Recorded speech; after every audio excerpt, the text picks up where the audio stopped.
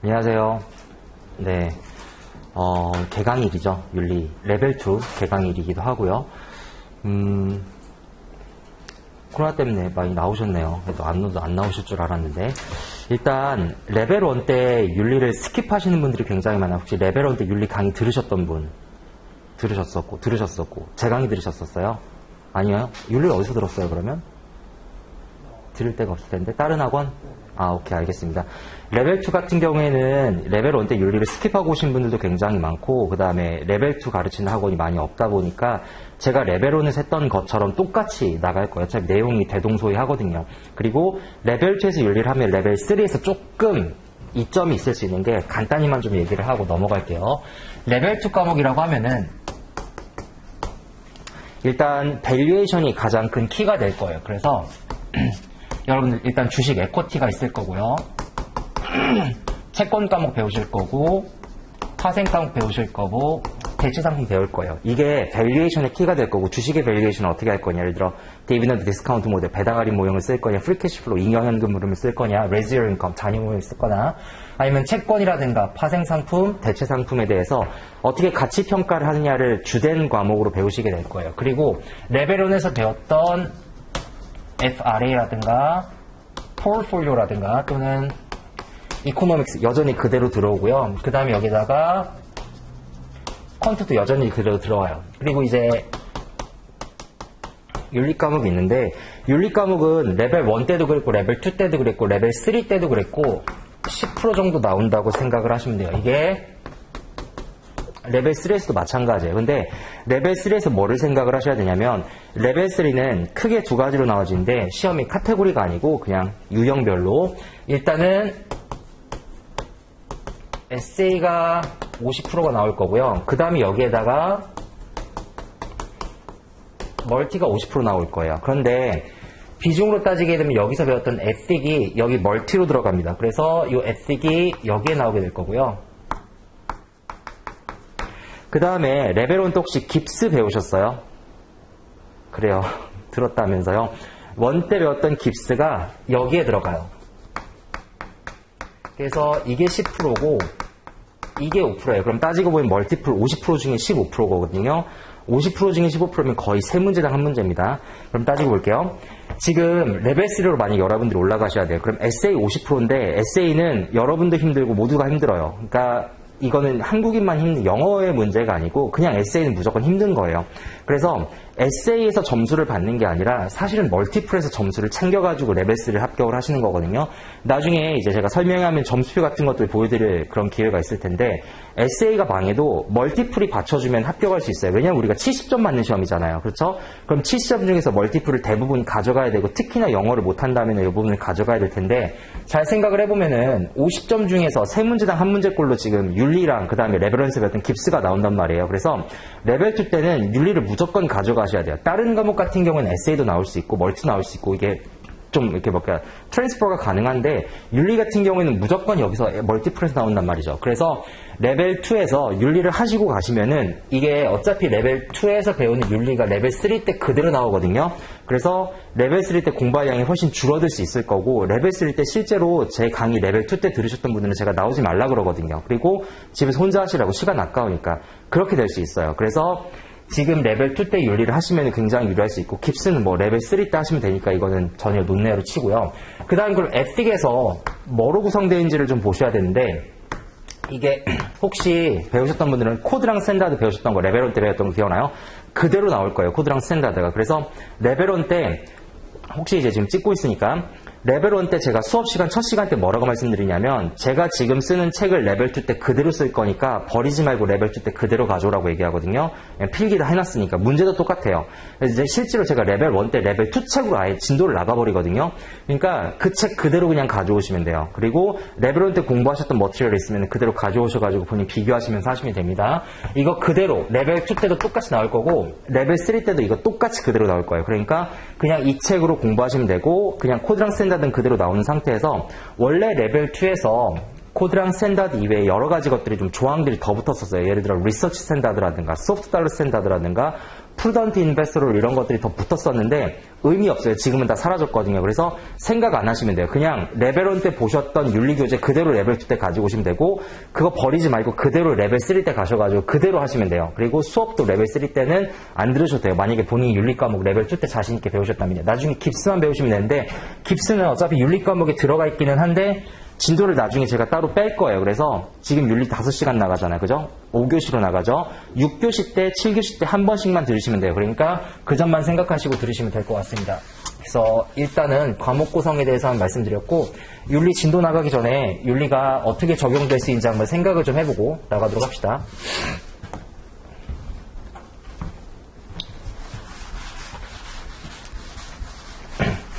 지금 배우는 건 시험에 나오는 건 아니고요. 핸드아웃 몇 페이지를 잠깐만 보시냐면요. 세 번째 페이지 잠깐만 보시겠어요?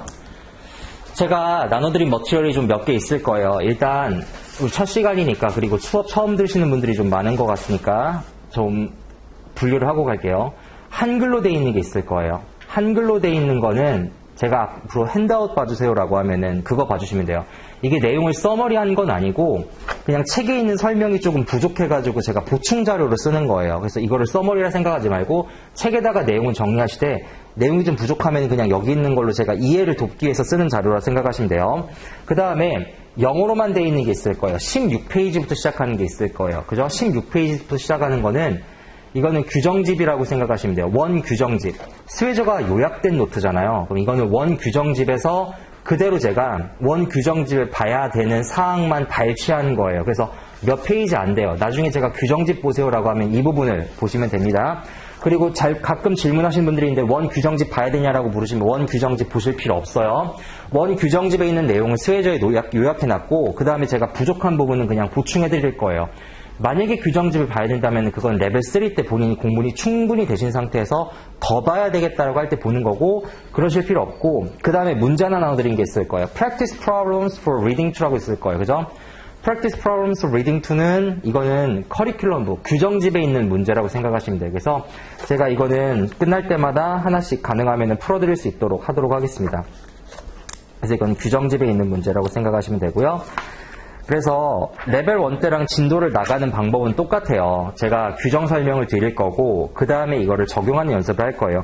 윤리 공부를 어떻게 해야 되냐라고 말씀을 드리면은 윤리를 윤리 과목으로 보시면 안 돼요. 윤리는 법규 과목으로 보셔야 돼요. 그래서 법규 과목이면 공부를 어떻게 해야 되냐면 암기해야 되겠죠. 일단 법규를 암기하는 게 필요하고 그 법규를 케이스 스터디로 계속해서 적용하는 판례 연습을 하셔야 된다고요. 그렇기 때문에 일단 제가 법규를 이해시켜 드리기 위한 그냥 앞에 설명을 조금 할 거고 기본적으로 법규는 여러분들 암기를 해주셔야 되고 그 다음에 이거를 문제로 계속 적용하는 연습을 할 겁니다. 핸드아웃 세 번째 페이지 잠깐만 보시면서 따라오시면 될 것 같아요. 그리고 가능하면은 진도는 이제 지금 뭐 제가 한글로 이렇게 써놓긴 했지만 영어 원서를 읽으시는 거를 저는 추천을 해드려요. 왜냐면은 어차피 레벨 2, 3로 가시게 되면 영어 머티리얼을 많이 보셔야 되고 에세이도 쓰셔야 되고 그리고 영어로 보시는 연습을 하셔야지 시험장 가셔서도 이게 훨씬 편해요. 그렇기 때문에 가능하면은 영어 머티리얼로 보시는 거를 좀 추천을 드립니다. 세 번째 페이지에 MBS 구조라고 있는데 거기에 대해서 잠깐만 말씀드리고서 이걸 윤리랑 연결시켜가지고 보고 넘어가도록 할게요.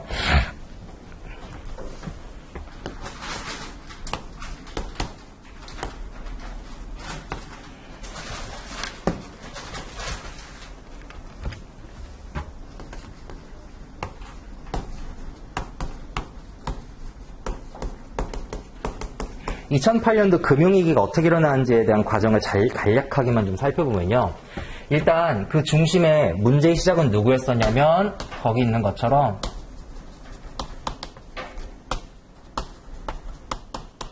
상업은행들이었었어요. 커머셜 뱅크. 미국은 은행이 두 개로 나눠져 있습니다. 커머셜 뱅크랑 인베스트먼트 뱅크로요. 상업은행이라고 하는 거는 여러분들이 지금 시장에서 흔히 접할 수 있는 시중은행들 생각하시면 돼요. 예를 들어 하나은행, 우리은행이라고 우리가 하는 국민은행이라고 하는 그런 커머셜 뱅크인데 커머셜 뱅크의 역할은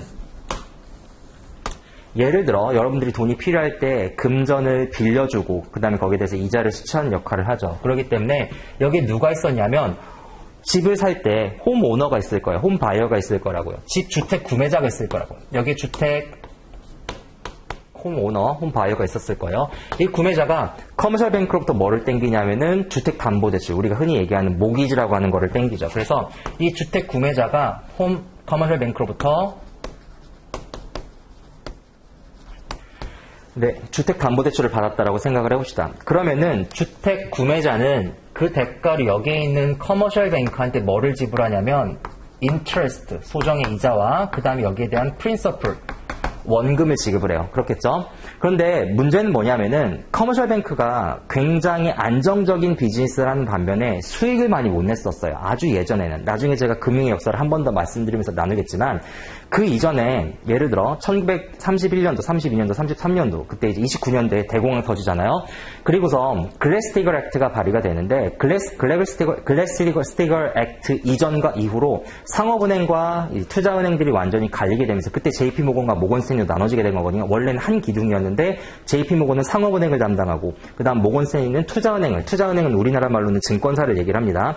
역할이 나눠지게 된 걸 말이에요. 그래서 상업은행은 순수하게 이런 순수한 퓨어 론 정도만 취급을 할 수 있게 강력한 규제를 받게 된 거예요. 왜냐하면은 이 대출에 대한 안정성을 확보를 하기 위해서. 그래서 안정적이었지만 굉장히 따분한 비즈니스를 했죠. 그 이유는 이자랑 원금이라는 게 홈오너 같은 경우는 20년, 30년에 걸쳐가지고 나눠 갚잖아요. 그죠?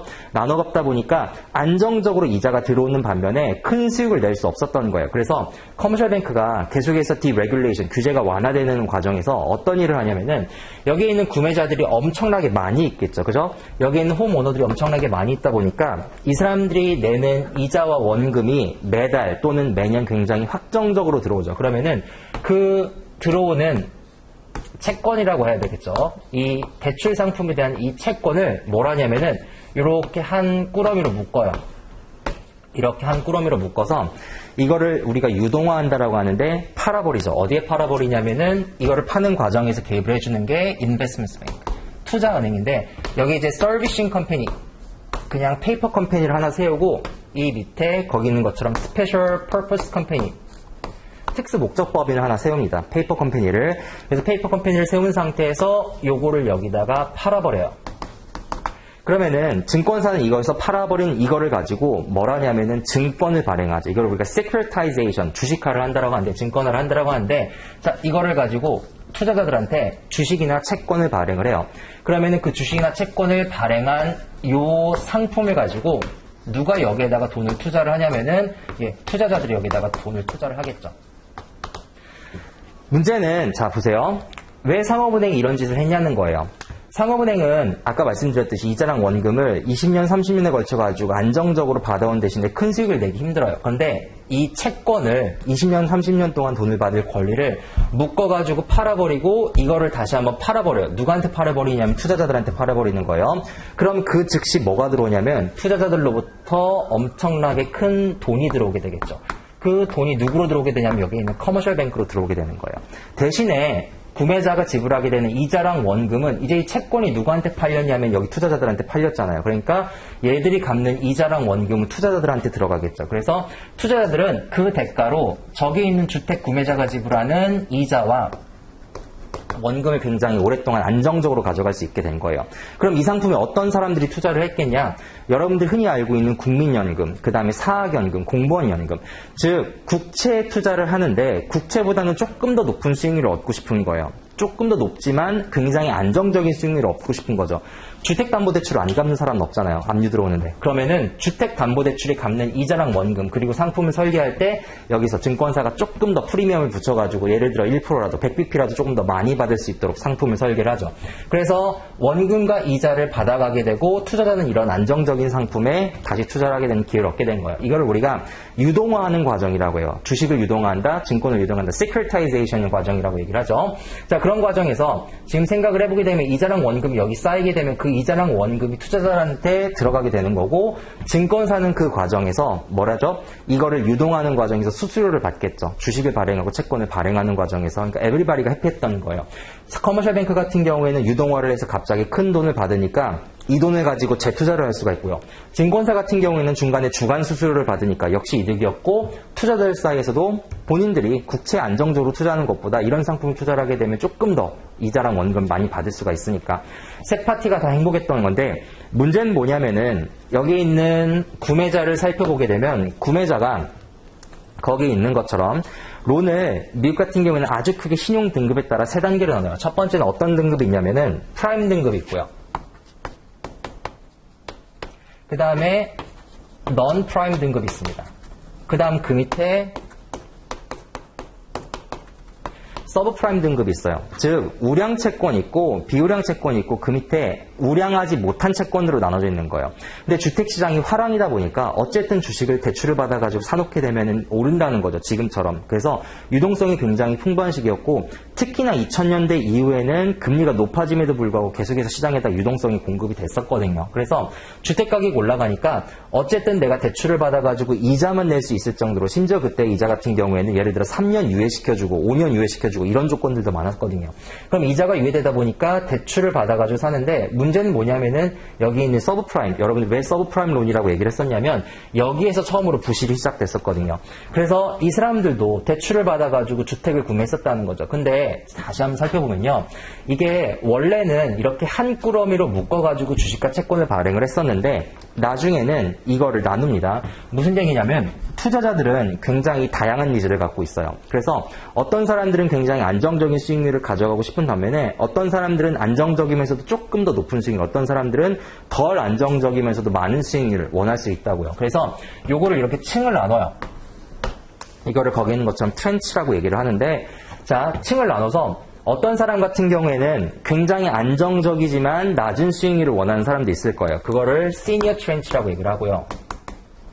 그렇지 않은 사람들도 있을 거예요. 중간 정도에 속하는 거를 거기 있는 것처럼 맷잔이라고 얘기를 하고요. 그 다음에 그렇지도 않고 나는 굉장히 리스크를 많이 테이킹해도 더 높은 수익률을 가져갈래. 그거를 에쿼티 트렌치라고 얘기를 하죠. 자, 이렇게 층을 나눴어요. 그리고 이 구조를 보시면요. 자, 저기서 원금과 이자를 갚습니다. 원금과 이자를 갚게 되면 그 원금과 이자가 어디서부터 차오르냐면 여기서부터 차올라가지고 이 밑에 시니어 트렌치에 투자한 사람들한테 원금과 이자를 먼저 지급해요. 선지급해요. 그리고 선순위 채권이라고 하고요. 그 다음에 이 사람들한테 지급해요. 중순위 채권이고 그 다음 마지막 사람들한테 지급해요. 후순위 채권이죠. 대신에 후순위로 갈수록 내가 받게 되는 수익률은 높아지게 되는 거예요. 만약에 얘들이 돈을 못 갚게 되면 이 부분이 부도가 나니까 에코티는 그만큼 많은 리스크를 테이킹하는 반면에 더 높은 수익률을 가져가게 되겠죠. 그래서 이거를 또 뭐라고 얘기를 하냐면은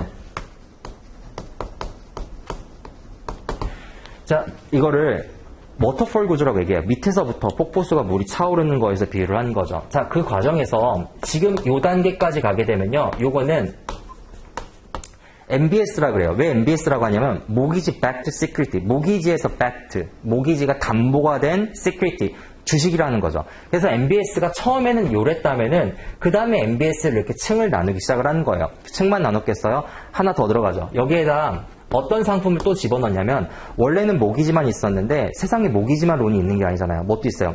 크레딧 카드 론도 있죠. 우리 신용카드 론, 또 뭐 있어요? 오토론, 자동차 할부, 또 스튜던트 론, 학생들 대출 받는 거. 이 모든 대출 상품들도 기본적으로 3년, 4년 갚잖아요. 그죠? 이 모든 갚을 수 있는 상품들을 여기다가 다 집어넣어요. 그럼 뭐가 되냐면 Asset Backed Security가 된 거예요. 자산을 뭐 한 거예요? 담보화해가지고 주식을 발행한 거죠. 그 자산이라는 건 뭐냐면 내가 3년 동안 돈을 받을 권리, 신용카드론, 오토론 이런 것들이 모두 다 여 안에 들어갈 수가 있게 된 거예요. 그걸 ABS라고 얘기를 해요. 자, 그 상태에서 신용 등급에 따라 이렇게 나눴다라고 가정을 합시다. 그런데 이렇게만 나눴다라고 하면은 그닥 큰 문제는 발생하잖아요. 왜 문제가 발생되지 않냐면 어차피 얘들이 돈을 갚을 수 있느냐 없느냐에 대해서는 크레딧 데이터를 어느 정도 은행에서는 갖고 있다고요. 관리를 한다고요. 그래서 여기가 어느 정도 부도가 날 수 있는 거를 관리를 하게 되고 따라서 에쿼티 트렌치에 투자하는 투자자 같은 경우에는 여기에 대한 리스크를 본인들이 감당할 수 있을 정도로 예측할 수도 있고요. 관리도 할 수 있게 되고 그런 상황인 거죠. 근데 문제는 뭐냐면은 투자은행들이 여기서 한 발 더 나가죠. 어떤 일이 있냐면 여기 메자닌 트렌치가 있잖아요. 이 메자닌 트렌치만 한번 놓고 봅시다. 이 메자닌 트렌치를 얘들도 하나 발행을 했고 옆에 투자은행도 하나 발행했고 저 옆에 투자은행도 하나 발행했고 시장에 있는 모든 사람들이 모든 커머셜 뱅크 모든 증권사가 이거를 발행을 하고 있었다고요. 그러면은 시장에 있는 메자닌 트렌치를 갖다 모아요. 이렇게 메자닌 트렌치를 몇 개를 갖다 모아요. 그래서 이거를 몇십 개, 몇백 개, 몇천 개로 구성을 했다라고 생각을 해봅시다. 자, 투자를 했어요. 내가 투자를 한 다음에 시장에 있는 모든 메자닌 채권들을 내가 가지고 온 상태에서 그 메자닌 채권들을 다시 한번 풀링을 해요. 그래서 이 앞에 있는 것처럼 요거를 다시 한번 이렇게 풀링했다고 생각을 해봅시다. 그러면은 여러분들 중고차 사보시면 아시겠지만 중고차를 내가 1000대를 그냥 대량으로 구입을 해왔어요. 그럼 어떤 차 같은 경우에는 아주 좋은 것부터 컨디션이 나쁜 것까지 있겠죠. 그러면 이 메자닌을 가지고서 다시 한번 유동화를 하는 거예요. 무슨 얘기냐? 자, 이렇게 풀링을 한 상태에서 이걸 다시 누구한테 파냐면요. 여기에 다시 스페셜 퍼포스 컴퍼니, 페이퍼 컴퍼니를 세워가지고 요거를 다시 한번 팔아요. 다시 한번 팔아서 요거를 다시 누구한테? 투자자들한테 다시 한번 유동화를 해가지고 증권 발행을 하는 거예요. 아까처럼 에코티, 메자닌, 시니어로 나눠서. 자, 뭐가 필요하게 되냐면요. 그러면은 여기에 시니어랑 사실상 똑같은 시니어지만 뭐가 달라요? 신용 등급은 달라요. 왜냐하면 메자닌의 베이스를 하고 있는 시니어잖아요. 그런데 이때부터 누가 또 중요해지냐면 크레딧 레이팅 에이전시의 역할이 중요하게 되는 거죠. 신용 평가 기관. 그래서 여러분들이 알고 있는 S&P, 무디스, 피치스가 뭐 하는 거예요? 여기 시니어에 이제 등급을 매겨주기 시작하는 거예요. 이거는 메자닌의 근거를 하고 있지만 모든 메자닌이 다 묻어나진 않을 거 아니야. 메자닌이라고 하더라도 자, 중고차로 생각을 하더라도 1000대 구매를 하게 되면은 그 위에 300대는 우량하고 그 중간에 400대는 조금 그렇고 그 밑에 애들은 부도가 날 확률이 높은 거고 그러면은 요 위에 애들로 우리가 추리게 되면은 즉 여기서 모든 메자닌 부도가 나지 않게 되면 그 메자닌에 돈이 들어오는 애들 중에서도 먼저 들어오는 애들로 내가 너한테 시니어를 발행을 해주면 너도 먼저 받을 수 갈 수 있지 않겠니? 리스크가 해지가 되지 않겠니? 라고 생각을 했던 거예요. 그때부터 이제 파이낸셜 엔지니어링, 금융공학이 들어오게 된 거고 복잡한 계산이 들어오게 된 거죠. 자, 그렇게 되면서 여기에다가 이제 뭘 주기 시작하냐면요. 등급을 매겨주기 시작해요. 트리플 A 등급을 매겨주기 시작을 해요. 실제로 이게 금융위기 때 당시에 보게 되면요. 트리플 A 등급 또는 더블 A 등급을 받았던 등급이 87% 이상이라고 얘기하거든요. 투자 적격 등급 이상이었던 게. 그러니까 그만큼 레이팅을 받기가 굉장히 쉬운 시대였던 거죠. 왜냐면은 이 레이팅이라는 게 굉장히 주관성을, 그러니까 객관성을 담보하는 건 아니거든요. 오피니언 쇼핑이라는 얘기 혹시 들어보셨는지 모르겠어요. 무슨 얘기냐면, 내가 어차피 니네한테 의견 안 받아도 저쪽 가면 의견 주거든. 어차피 길 하나 차이거든요. 월스트리트 바로 길 옆에 S&P 무디스거든요. 그러니까 길 하나 차이기 때문에 니네한테 안 받으면 쟤네한테 받으면 되니까 니네는 내가 돈을 주니까 니네가 내가 원하는 의견을 줬으면 좋겠어. 그게 오피니언 쇼핑이에요. 지금 우리나라 감사제도 지금 지정감사제로 계속 바뀌고 있잖아요. 여기서 지금 실무진에서 굉장히 힘들어하고는 있는데 올바른 방향이기는 해요. 왜 그러냐면 감사 나중에 다시 한번 말씀드릴게요. 회계감사라는 것도 사실상 일종의 공공재 성격을 띠고 있거든요. 그죠? 그잖아요. 기업체가 회계감사를 받는데 이거에서 받은 감사 재무제표를 우리가 공시하잖아요. 그리고 거기에 대해서 모든 투자자들이 의사결정을 하고 공공재 성격을 띈다고요. 근데 이 공공재 성격에 대해서 지금 비용을 누가 감당하냐면 기업이 감당을 하거든요. 그러면은 기업 입장에서는 내가 돈 내고 내가 감사를 받는 거예요. 그럼 내가 원하는 의견을 줄 수 있는 감사인을 선임하려고 하겠죠. 뭐랑 똑같냐면 내가 피의자예요. 근데 내가 피의자가 검사를 선택할 수 있는 거예요. 내가 조사받을 수 있는 조사 담당관을 결정할 수 있는 거예요. 그 다음 그 사람 내가 월급을 줄 수 있는 거고 지금 시스템이 이렇거든요. 그러니까 이때도 똑같았던 거예요. 그래서 오피니언 쇼핑 일어나다 보니까 의견 자체가 굉장히 남발이 됐었죠. 근데 문제는 뭐냐면은 자, 여기 있는 메자닌 같은 경우에는 메자닌의 근거를 하고 있는 시니어이기 때문에 여 시니어랑은 사실은 달라요. 풀 자체는. 그런데도 불구하고 메자닌을 수없이 많이 구성을 하고 이걸 복잡한 파이낸셜 엔지니어링을 통해서 우리가 구현을 하게 되면 모든 메자닌이 부도나지 않으니까 시니어를 또 한번 만들어낼 수 있을 거다라고 생각을 했던 거죠. 이거를 뭐라고 하냐면요. Collateralized Debt Obligation이라고 그래요. Collateralized Debt Obligation. Debt는 부채잖아요. 그죠? 부채를 담보화한 증권이라고 그래요. Collateralized Debt Obligation. 이해했어요? 자, CDO라고 하고 이거를 한 번 더 하면 스퀘어, 또 하면은 큐브 이렇게 계속 나가는 거예요. 무슨 얘기냐? 지금 여기 있는 것처럼 메자닌이 한 번 구성된 건데 여기서 또 메자닌을 긁어 모을 수가 있잖아요. 또 메자닌을 한 번 더 긁어 모아요. 그 메자닌을 한 번 더 긁어 모은 상태에서 다시 한 번 유동화를 해요. 그럼 큐브가 되는 거예요. 그러니까 스퀘어가 되는 거예요. 또 한 번 이거를 유동화를 해요. 그럼 큐브가 되는 거예요. 이런 짓을 계속 하다 보면 왜 했겠어요? 왜 했냐면 증권사는 이 과정에서 계속해서 주간 수수료를 받아요. 주식 발행하고 채권 발행하니까. 그 다음에 저 앞에 있는 커머셜 뱅크 같은 경우에 또는 여기 중간에 있는 이 투자자들 같은 경우에는 어쨌든 본인들이 투자를 했지만 중간에 메자닌을 다시 팔아버리면서 또 한 번 목돈을 마련할 수가 있고 그거를 다른 데다가 투자할 수 있는 재원으로 활용할 수가 있으니까요. 그래서 이 과정을 계속해서 거쳤던 거예요. 시장 규모로만 따지게 되면 여기에 원래 레지던셜 론으로 따지게 되면 원래 이 레지던셜 론 같은 경우에는 1 트릴리언 달러 정도밖에 안 됐었어요. 근데 이쪽으로 오게 되면서 여기에 있는 CDU 시장 같은 경우에는 그냥 대충 11 트릴리언 달러까지 커져요. 시장이 계속해서 거품으로 가는 거죠. 왜냐하면 원래 상품 자체가 없었는데 있었던 상품을 다시 한번 묶어가지고 만들고 다시 한번 묶어가지고 만든 거니까 시장이 커질 수밖에 없었던 거예요. 근데 문제는 여기서 발생하죠.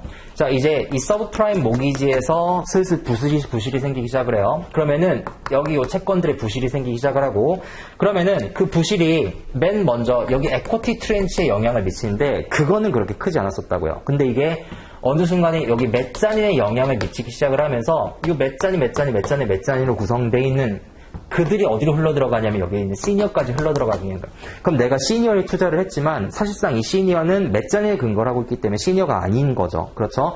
근데 금융위기 당시에 피해 규모를 추산할 수 없을 정도로 어디까지도 확장될지 모른다고 했던 얘기 혹시 들어보셨어요? 그게 여기서 오는 거예요. 내가 시니어에 분명히 알고 투자를 했었는데 이 시니어가 알고 보니까 메자닌과 메자닌을 타고 들어오는 거니까 어디까지 이 피해 규모를 예측할 수가 없겠다라고 그때 얘기가 나왔던 게 그거거든요. 그래서 이거를 살릴 수밖에 없었던 건데 문제의 핵심은 여기서 한 발 더 나가거든요. 뭐냐면 자, 이거는 지금 부동산 경기가 화랑일 때를 전제를 해요. 모든 것들은. 부동산 경기가 화랑이면 사실상 이 구조는 문제가 없어요. 근데 우리 알잖아요. 부동산 경기가 무너질 거라는 거를. 그러면은 어느 순간 이자율도 지금 계속 올라가고 있고 저기서 부동산 경기가 무너지면 이게 문제가 터질 텐데 이거를 터질 줄 알고 있었던 투자은행들이 먼저 대비를 해요. 뭘로 대비를 하냐면은 만약에 여기에 있는 이 CDO 상품이 만약에 부도가 나게 되면 내가 보상금을 받을 수 있는 보험 상품에 가입을 해요. 요게 디폴트가 나게 되면 여기에 대해서 내가 보상금을 받을 수 있는 혹시 크레딧 디폴트 스왑이라는 거 들어보셨어요?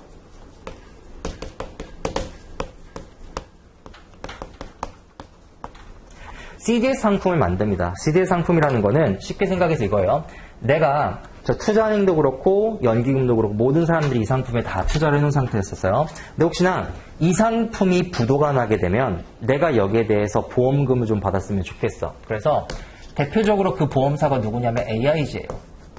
알죠? 맨체스터 유나이티드가 옛날에 스폰했었던 AIG가 뭐를 발행하냐면 보험 상품을 발행을 해요. 누가? 투자자한테 또는 증권사한테. 대표적인 게 골드만삭스나 여러분들 알고 있는 모건 스탠리 생각하시면 돼요. 자, 투자자는 이 AIG한테 뭐를 지급하냐면 보험금을 프리미엄이라고 얘기를 하거든요. 프리미엄, 보험금을 지급을 해요. 그러면 여기 있는 AIG는 만약에 여기 있는 CDO 상품이나 MBS 상품이 부도가 나게 되면 여기에 대해서 뭘 지급하냐면 보험금은 베네핏을 지급한다고 합니다. 베네핏을 지급을 합니다.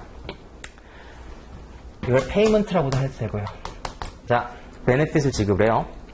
그러면은 다시 생각을 하면 투자자들은 즉 예를 들어 이 상품을 발행했던 주관사, 증권사 또는 자산운용사 등등등등 많은 기관들 부동산 상승에 베팅을 하는 동시에 뭐에도 베팅을 했었냐면 부동산이 하락할 거에도 베팅을 했었던 거예요. 즉 이 CDA 상품에 가입을 했다라고 하는 거는 뭐예요? 상승과 하락 둘 다에 베팅을 했던 거죠. 대비를 해놓은 거니까. 네, 자, 저기에서 문제가 발생을 해요. 자, 그래서 뭐가 터져나가기 시작하냐면 맷잔이 터져나가기 시작하고, 그 다음에 이게 시니어까지도 영향을 미치기 시작을 해요. 모든 사람들이 시니어인 줄 알았는데 이게 시니어가 아니었던 거예요. 그래서 CDO 상품이 부도가 나기 시작을 해요. 그럼 CDO 상품이 부도가 나게 되면 여기에 있는 투자자들은 그 보상을 어디서 받게 되냐면 누구로부터 받아요? AIG로부터 보험금을 받아가지고 그 손실분을 메꿔야 될 거 아니에요. 그죠? 그럼 따지고 보면은 AIG를 중심으로 누가 있었던 거냐면 이 주변에 투자은행들이 감싸고 있었던 거예요. 예를 들어 골드만삭스도 있었고요. 모건 스탠리, 크레딧 스위스, 베어선스 여러분들이 알고 있는 모든 투자은행들이 다 AIG에다가 빨대를 꽂고 있었던 거예요. AIG는 좋았어요. 왜냐하면 부동산 경기가 하락하지 않으면은 계속해서 본인들은 보험료를 받을 수 있으니까 수익이 굉장히 좋았죠. 근데 만약에 이 이벤트가 터지게 되면 디폴트 이벤트가 터지게 되면 여기 있는 투자은행들이 AIG로부터 뭐를 받아야 되냐면 보험금을 받아야지 이 상품이 부도가 안 난다고요. 그렇죠? 보험금을 받아야 되는데 보험금 금액이 너무 컸던 거죠. 그래서 이 사람들한테 여기 있는 투자은행들한테 보험금을 지급을 해야 되는데 그만한 재원이 어디 있겠어요. 이게 한꺼번에 터져 나오는데 재원이 없었던 거예요. 그래서 금융위기 당시로 돌아가 보면은 리만 브라더스는 파산하기 더요. 왜냐하면 리만 브라더스는 어디에 속해 있냐면 그냥 여기 투자은행 중에 하나였던 거예요. 그래서 리만 브라더스는 파산하게 둬도 AIG는 파산하게 둘 수가 없었던 거예요. AIG가 무너지게 되면 어떤 일이 벌어지냐면, 자, AIG가 부도가 나요. 그럼 얘들이 부도가 나요. 얘들이 투자해준 사람 누구냐고요? 다 커머셜 뱅크들이에요. 커머셜 뱅크에 돈 넣은 사람들은요, 다 퍼블릭이죠. 대중들이잖아요. 그죠? 여러분들이니까 만약에 AIG가 부도가 나게 되면 여기가 터져나가게 되고 그럼 국가 경제가 무너지게 되는 사태가 들어온 거예요. 그래서 AIG의 긴급 자금으로 수혈했던 게 170빌리언 달러예요. 이때 당시 삼성전자 매출액이 200조 원이 안 넘을 때예요. 2010년대 초반이니 2008년이니까 삼성전자 매출액 200조 원이 안 나올 때거든요. 그리고 우리나라 그때 예산도 제가 기억하기로는 2010년대까지도 300조 원대였었거든요. 그러니까 우리나라 한 해 예산 자체를 여기다가 다 지금 때려 넣은 거예요. 그만한 돈을 수혈할 수밖에 없었죠. 왜냐하면 여기가 무너지게 되면은 다른 데들이 다 무너지게 되고 경제 자체가 무너지게 되니까. 그게 금융위기 당시의 얘기였었어요. 그리고 아까 이게 규모 얘기했었잖아요. 저쪽에 있는 커머셜 뱅크가 1 트릴리언이고 여기에 있는 CDO가 11 트릴리언이었으면은 여기에 있는 CDO 시장 있죠. 여기 CDS 시장, 이게 Deferred Swap 시장. 이게 60 트릴리언 달러였었어요. 엄청나죠. 60조 달러니까. 그죠? 이렇게까지 거품이 많이 형성됐었던 시기였었고, 자, 이 당시에 돌아가 봅시다. 이제 우리 윤리 과정으로. 이 당시에 2010년도로 들어오면서 골드만삭스가 S&P로부터, 죄송합니다. 미국 증권거래소 SEC로부터 550 밀리언 달러, 5천억 정도 돼요. 1,000원으로 계산했을 때 한 6천억 정도 돼요. 6천억 정도 되는 파인 벌금을 받아요. 그때 벌금에서 기소됐던 내용이 뭐냐면, 여러분들 금융위기 당시에 청문회 유튜브에 동영상 있으면 찾아보시면 있거든요. 보시면은 문제가 됐었던 게 뭐냐면은, 자, 예를 들어 투자은행을 생각을 해봅시다. 투자은행들이 여기에 있는 요 CDO 상품을 찍어가지고 고객들한테 권할 때는 뭐라고 하면서 권했겠어요? 부동산 경기가 좋다라고 하고 권했겠죠. 부동산 경기가 올라가니까 저 구조는 절대 무너지지 않아요. 부동산은 무너지지 않으니까. 부동산 신화라고 하잖아요. 절대 무너지지 않으니까 투자하세요라고 했을 거예요. 즉 부동산의 상방에다가 베팅을 했던 거라고요. 그런데 정작 돌아서는 본인들이 내부적으로는 뭐라고 했었냐면 보험 상품에 이만큼 가입을 하고 있었던 거라고요. 본인들 뭐라고 할수 있었다는 거지만 알고 있었던 거예요. 언젠간 부동산이 무너질 거라는 걸 대비를 하고 있었던 거죠. 그래서 고객한테 나는 하방에 베팅을 하는데 고객한테 상방에 베팅하라고 권하는 거예요. 행위 자체. 여기에 대한 뭐가 있을까요? 고객에 대한 로열티 위반이 될 수 있다고요. 고객에 대한 선관의 의무, 신의 성실의 의무, 근데 고객에 대한 베스트 인트레스트를 줘야 되는 의무에 대한 위반이 될 수 있고요. 그 다음에 또 뭐 또 위반이 될 수 있냐면 거래에 있어서의 우선순위의 위반이 될 수도 있어요. 무슨 얘기냐면 지금 여기 같은 경우에는 내가 고객보다 먼저 거래를 하면 안 되거든요. 근데 지금 고객보다 내가 먼저 우선을 해가지고 위험에 대비를 하고 내가 고객보다 먼저 나의 이득을 취하고 있는 거니까. 그래서 이건 뭘로 따지냐면 윤리규정으로 가시게는 우리 6B의 Priority Transaction이 있을 거예요. 거래에 있어서의 우선순위. 그 부분이 위반이 될 수 있어요. 그 다음에 아까 얘기했었던 선관의무 같은 경우는 3A 로얄티 조항이 위반이 될 수 있고요. 그렇겠죠. 그 다음에 지금 고객한테 부동산이라고 하는 굉장히 안전한 상품이라고 하는 걸로 포장을 해가지고 권하고 있는데 지금 보면 아시겠지만 이 상품은 지금 전혀 개런티가 되지 않고 있는 파생 상품이잖아요. 부동산에 근거를 하고 있을 뿐이지 사실상 이거는 파생 상품이라고요. 그러니까 굉장히 위험한 상품을 굉장히 안전한 상품인 것처럼 포장해가지고 판매를 했죠. 즉 위험고지에 대한 의무를 다하지 않았어요. 이런 경우에는 불안전 판매에 대한 위반이 될 수 있고 이 경우에는 5P, Communication with Clients and Prospective Clients, 고객에 대한 의사소통에 대한 문제가 있을 수 있고 그 다음 1C Misrepresentation, 우리 레벨 1에서 배웠던 거 기억나시나요? 예, 고객한테 투자안에 대해서 얘기를 해줄 때는 리턴도 얘기를 해야 되지만 리스크도 얘기를 해줘야 된다고요. 반드시. 그래서 업사이드가 있으면 이럴 때는 포텐셜 다운사이드가 있을 수 있다고 얘기해줘야 된다고요. 그 모든 것들이 위반이 될 수 있어요. 레벨 1 때 배웠던 거 기억나시나요? 앞으로 진도를 이렇게 나갈 거예요. 케이스를 제가 얘기를 하고 이 과정에서 위반이 되는 거를 얘기를 할 거기 때문에 케이스를 굉장히 많이 얘기를 해드릴 거예요. 그리고 그거를 계속해서 적용하는 연습을 할 거예요. 책 가서 보도록 할게요. 자, 페이지 몇 페이지를 가실 거냐면요. 1페이지 가도록 할게요.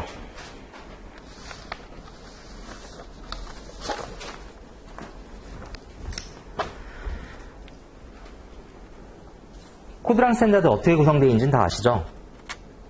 그죠? 자, 봅시다.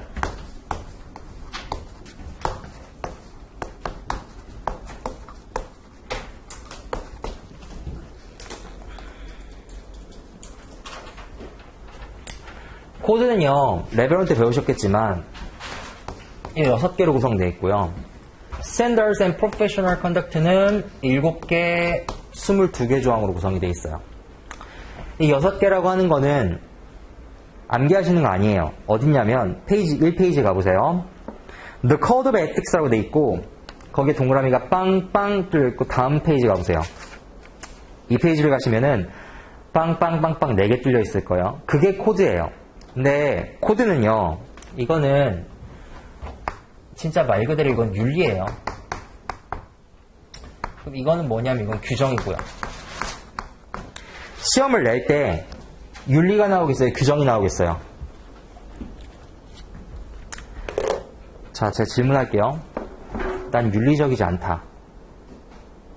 윤리적이네요. 나는 법규를 위반하지는 않는다. 어느 게 더 판별이 쉬워요? 규정이 쉽지 않아요? 그죠? 이거 가지고 나온다고. 시험 무조건 이거밖에 나올 수가 없어요. 윤리는 낼 수가 없어요.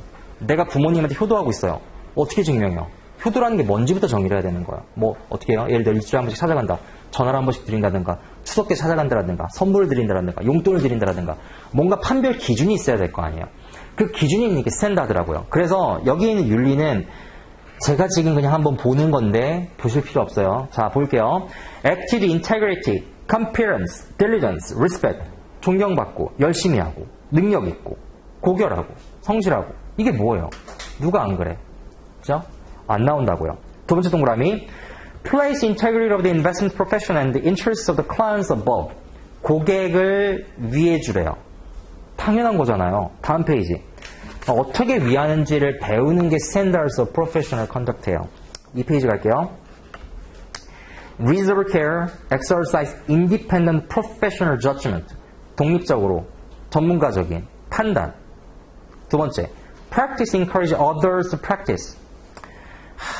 안 나오겠죠. We reflect.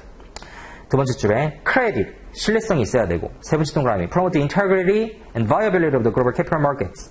시장법 준수하고. 그 다음 마지막 네 번째, maintain and improve the professional competence. 능력 있고. 나오겠어요? 안 나온다고요. 지워버리시면 돼요. 그 다음에 페이지 2페이지에 보시면요. 로마자로 Standards of Professional Conduct의 구조가 나와 있는데 그거는 조금 보셔야 돼요. 자, 윤리규정은요. 저는 이렇다고 생각을 하거든요.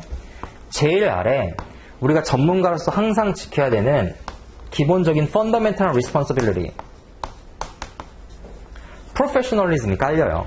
그게 거기에 있는 professionalism, A, B, C, D 쓸 필요 없어요. 이것만, 이 그림은 쓸 필요 있고요. 거기는 뭐 세부적인 건 쓸 필요 없어. 좀 뒤에 나올 거니까. 그 다음에 그 위에 여러분들이 자본시장에서 맞닥뜨리게 되는 4가지 파티가 있어요. 이해관계자들. 일단 여러분 어디서 일하냐면 자본시장에서 일하죠. 자본시장의 법에 대해서 좀 알아야 돼요. 그게 마켓에 대한 거예요. Integrity of Capital Market. 그 다음 누굴 위해서 일하냐면 고객을 위해서 일하죠. 그래서 Duties to Clients가 들어가는 거예요. 세 번째는 Clients, 고객이라고 표시할게요. 그 다음 네 번째 고객을 위해서 일한다면 누굴 위해서 일하냐면 회사를 위해서 일하겠죠. 그래서 Employer에 대한 조항이 들어가고요. 그 다음 다섯 번째 내 일적인 거에 대한 나를 위해서 일하는 부분도 있을 거 아니에요. 그래서 거기 보시면 Investments, Analysis, Recommendations and Action. 투자를 분석하고 이거를 추천하고 거기에 대해서 내가 액션까지 취하는 과정. 그 다음에 여기에서 이해상충관계가 생깁니다. 그래서 여섯 번째 조항은 뭐냐면요. Conflicts of Interest예요. 이해상충관계가 생길 때. 예를 들어 봅시다. 아까 있었던 얘기. 모기지 상품. 내가 회사 내부적으로는 이걸 나한테 푸시해서 계속 팔으라 그래요. 근데 내가 이걸 팔면은 고객이 망가져요. 시장이 망가져요. 그럼 누구 이익이 우선이에요? 고객과 시장 이익이 우선이죠. 또는 이게 머니 런더링이에요. 고객이 나한테 맡긴 게 자금 세탁이라고요. 해주면 고객한테 이득이에요. 근데 법규 위반이라고요. 그럼 뭐 따라야 돼요? 법규를 따라야죠. 이해상충관계가 항상 벌어져요. 그러면은 이해상충관계를 어떻게 조율할 것인지. 그게 6번 조항이라고요. 그게 Conflicts of Interest고요. 그 다음 우리 이제 명함 파는 거 어떻게 팔 건지 7번째 조항이죠. 우리가 어떻게 보여질 건지. Responsibilities as CFA members and candidate. 이렇게 7개로 크게 구성이 돼요. 그리고 세부적으로 들어가게 되면 프로페셔널리즘에 4개로 나눠지게 되는 거예요. 전문가로서 펀더멘털리하게 뭘 가져야 되냐? 첫 번째, 법규는 잘 알아야 되지 않겠니? Knowledge of the law. 독립적이어야 되지 않겠니? Independence and objectivity. 너 커뮤니케이션 똑바로 해야지. Misrepresentation. 고객한테 거짓말하지 말고. 아까 저것처럼.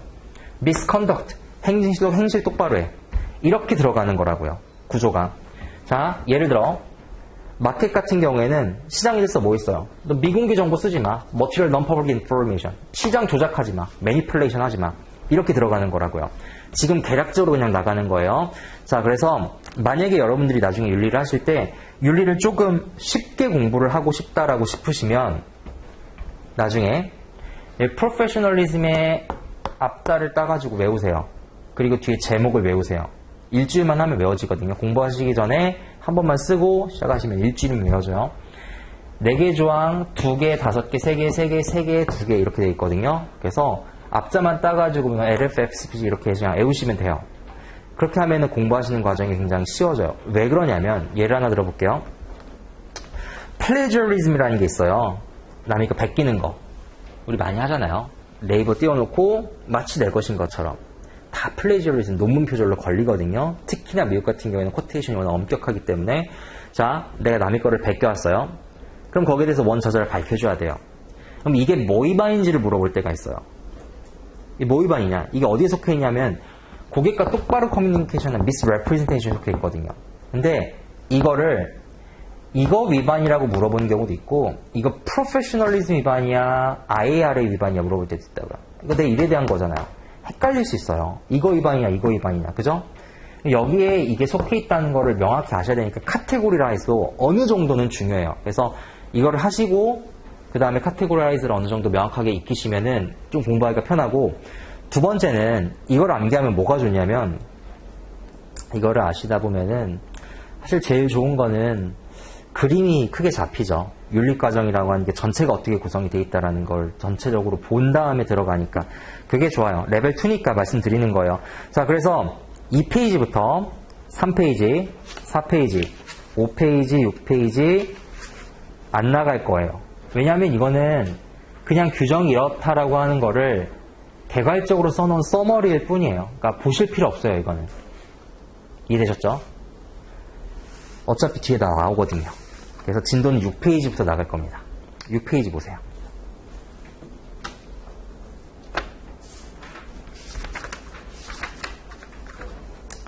자, knowledge of the law부터 나갈 거고요.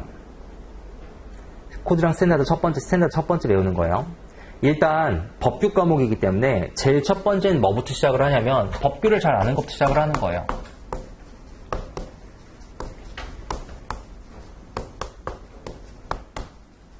어차피 레벨 2니까 쓰는 건 좀 최소할게요.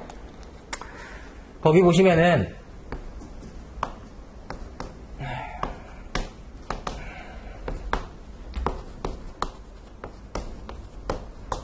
잘 알고 그 다음에 잘 지키고 세 번째 위반 시에 따르지 않는 디소시에이션 절차에 대해서 나와 있을 거예요. 잘 아는 거는 어떤 걸 얘기하냐면 법규니까 잘 아는 건 너무 당연하겠죠. 거기서 핵심 단어는 애플리커블이에요.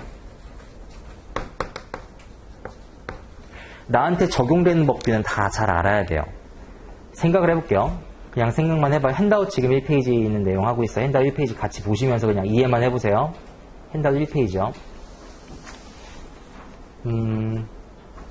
예를 들어 저는 CFA임에서 CPA예요.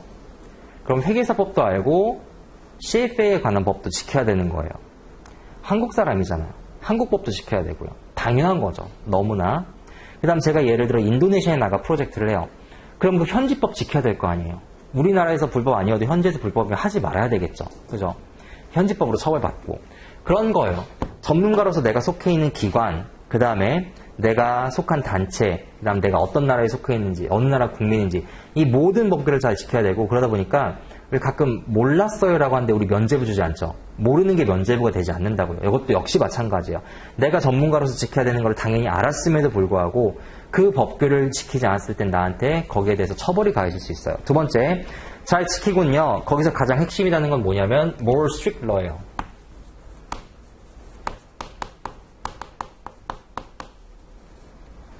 자, 여러 가지 법규가 나한테 적용된다라고 생각을 해봅시다. 거기 있는 것처럼 나 한국인이고요. 미국계 직장 예를 들어 다니고 있어요. 베트남에서 프로젝트 하고 있고 그 다음에 여러분들이 이제 CFA 시험을 등록을 하셨으면 캔디데이트예요. 멤버스인 캔디데이트, 멤버는 합격한 사람들이고 캔디데이트는 지원자들이고 그랬을 때 그 모든 법규들이 적용이 되는데 예를 들어 미국 법규가 있고 한국 법규가 있고 그 다음에 예를 들어 그냥 예를 시로 들게요. 베트남 법규가 있고 코드랑 스탠다드가 있다라고 가정을 해봅시다. 그리고 가정으로 미국이랑 한국 법규가 더 엄격하고 베트남 법규가 조금 덜 엄격하고 less strict하다고 생각을 하고 코드랑 스탠다드가 그 중간에 있다고 생각을 해볼게요. 그럼 그 중에서 뭘 지켜줘야 되냐? 가장 엄격한 법규 지켜주시는 거라고요. 이 법규 지켜주시면 돼요. 그럼 만약에 문제에서 미국이랑 한국이 안 나왔어요. 이게 안 나왔어요. 그럼 뭐라 그래요? 코드랑 스탠다드 지켜주시면 되겠죠. 그럼 만약에 아무것도 뜨지 않았어요. 그럼 뭐 지켜주시면 돼요? 자, 아무것도 문제에서 제시가 안 됐어요. 그래도 멤버스 앤 캔디데이트로서 반드시 뭐는 지켜줘야 되냐면 코드랑 스탠다드는 지켜줘야 되거든요. 그래서 중요한 건 뭐냐면은 코드랑 스탠다드를 근거로 그것보다 더 엄격한 법규는 지켜주시면 돼요. 근데 그거보다 덜 엄격한 법규는 무조건 지켜주지 않는 거예요. 그래서 시험장 가시면요. 두 가지예요. 코드랑 스탠다드보다 더 엄격한 법규를 지켜주시는 게 있고 두 번째는 아무것도 안 나올 거예요. 아무것도 안 나오면은 그냥 그 중에서 가장 엄격한 법규 골라주시면 돼요. 그죠? 그 중에서 코드랑 스탠다드를 기본으로 깔고 그거보다 엄격한 법규 그 중에서도 가장 엄격한 법규 지켜주시면 된다고요. 그 다음 세 번째 틀렸을 때 따르지 않는 절차 보도록 할게요. 쓰지 않을게요. 1번 볼게요. 확인하는 거 있죠. 확인은 내가 위반 사항으로 의심된 사항을 발견했어요. 근데 덮고 가는 방법이 있고 확인하는 게 있을 거예요. 당연히 뭐 해야 될 것 같아요? 확인해야 되겠죠. 확인하는 건 의무예요. 내가 의심된 사항을 발견했을 때 그냥 지나치시면 안 돼요. 반드시 확인해야 되는데 첫 번째, 내부로의 확인을 누구한테 해야 되냐면 Compliance Department 하는 거예요. 다시요. 내가 저기서 머니 런더링 또는 불법 자금 또는 대표이사의 배임이나 횡령 같은 거를 본 것 같아요. 근데 이거를 준법감시부서, 감사위원회, 이사회 이런 라인에 확인하는 게 아니라 커리어센터에 가서 확인해요. 예를 들어서 이것 좀 이상하지 않아요? 그죠? 심리상담센터 가서 확인한다고요. 이건 아니잖아요. 그죠? 준법관리부서에 확인하는 거예요. 그리고 내부적으로 그 역량이 없으면 외부적으로도 확인해야 돼요. 인디펜던트한 컴플라이언스 리걸 오피니언 얻어야죠. 틀렸을 때, 의심될 때. 두 번째, 보고 및 시정 조치인데 거기서 중요한 건 뭐냐면 내부로의 보고는 반드시 한다는 거예요. 반드시 하셔야 돼요. 그냥 외부로의 보고는요. 반드시 하는 게 아니에요. 법규에서 요구할 때 하는 거예요. 미생 드라마 보셨어요? 미생을 보면 김희원 씨가 잘못한 걸로 의심되는 사항들을 팀원들이 발견해요. 제일 먼저 뭐예요? 검찰이나 경찰이 신고하지 않아요. 내부 컴플라이언스 디파트먼트한테 먼저 얘기한다고요. 내부적으로 확인이 되면 그 다음에 그 중에서 의심되는 사항이 외부로의 보고를 요구할 때가 있다고요. 예를 들어 경영자의 횡령, 배임 이런 것들, 분식회계 이런 것들은 내부적으로 하는 게 아니에요. 그냥 바로 외부에 신고해 되는 거예요. 그럼 이런 것들은 법규에서 요구하기 때문에 신고할 수 있는 거예요. 물론 내부적으로 먼저 보고한 다음에. 어떤 일이 있을 수 있냐면 자, 우리 회사 출근 시간이 9시예요. 근데 얘가 매일 9시 반에 와요. 그럼 사규 위반이죠. 그럼 얘를 회사 내부적으로 보고하는 거예요? 검찰에 넘기는 거예요? 검찰에 넘기는 건 좀 웃기잖아요. 그죠? 검찰에 넘기는 거 아니라고요. 외부로의 보고는 외부로의 보고를 강제할 때만 하는 거지 필수 사항이 아니에요. 내부로의 보고는 대신에 반드시 하는 거예요. 왜? 지휘계통 따라서. 첫 번째 내 슈퍼바이저, 그 다음 임플로어, 뭐 감사위원회, 오디트 커미티, 보드 오브 디렉터스, 이사회 이런 데들한테 보고하는 거라고요. 나중에 이제 다시 한번 말씀드릴게요. 그 다음에 클라이언트 인포메이션을 레벨 2니까 3 기억나요? Preservation, Confidentiality, 고객의 기밀보호 준수 의무. 그때도 이게 똑같이 한번 반복이 되거든요. 무슨 얘기냐면 지금 1A는 마치 내 직장 동료의 잘못인 것처럼 나와 있는데 고객이 나한테 잘못을 하는 경우도 있다고요. 즉 고객의 비리를 내가 알게 됐어요. 그럼 고객의 비리를 알게 됐을 때 눈 감아주는 대가 그거 아니잖아요. 그죠? 자, 고객의 비리를 내가 알게 됐어요. 그럼 어떻게 해야 되냐면 내부적으로 먼저 보고하는 거예요. 이 고객의 비리가 있는데 여기에 대해서 우리가 이거를 끊고 갈 것이냐 계속 안고 갈 것이냐 그럼 끊자고 해야 되겠죠. 근데 그럼에도 불구하고 우리 회사 방침이 끊지 말자 그냥 가자 라고 하면 세 번째 단계로 넘어가는 거예요. 그게 뭐냐면 dissociate이나 resign이라고 돼 있죠. 일단 첫 번째 dissociate 나는 그 일 못하겠다 협력하지 않는 거예요. resign 나는 그 일에서 빼주세요. 나는 빼주세요. resign 사퇴하는 거예요. 그 다음에 그럼에도 불구하고 회사가 나한테 계속해서 그 잘못된 일을 맡긴다라고 하면 consider leaving the company 회사를 떠나는 거를 고려하는 거예요. 고려만 하시면 돼요. 요즘 같이 힘든 시기에 빨리 떠나면 안 돼요. 그냥 고려만 해주시면 돼요. 그 다음에 클라이언트 인포메이션을 웹에 공개할 수 있는 경우 있죠. 무슨 얘기냐면 역시 고객이 일리걸한 액티비티를 한 것 같아요. unethical한 행위를 하고 있는 것 같아요. 그럼 거기에 대해서 내가 이거를 외부로 보고를 해야 되냐? 할 수 있냐 없냐? 그 내용이 이제 고객의 기밀보호 준수 의무랑 엮일 수가 있거든요. 3가 고객의 기밀보호 준수 의무잖아요. 그럼 엮였을 때 어떻게 할 거냐? 할 수 있는 경우는 어떤 때냐면 법에서 요구할 때예요. 법에서 강제할 때 고객의 정보라도 나한테 넘기세요라고 요구했을 때 즉 고객이 요구할 때가 있을 거고 세 번째 경우는 어떤 때가 있을 거냐면 고객의 정보더라도 고객이 이 선까지는 공개해도 돼라고 허락해준 범위가 있어요. 또는 같이 일하는 팀원 멤버들 이 변호사한테는 얘기해도 돼요. 또는 이 법무사한테는 얘기해도 돼요. 여기까지 공개해도 돼요. 그것까지 얘기했으면 거기까지는 얘기해줘도 된다고요. 두 번째는 이건 협회 규정이기 때문에 그런 건데 협회에는 얘기를 해도 된대요. 이건 협회 규정이에요. 협회는 얘기를 해도 된대요. 우리는 가족이니까. 그래서 이렇게 여기에 나와 있는 겁니다. 보도록 할게요. 책 가서 내용 좀 읽어보도록 할게요.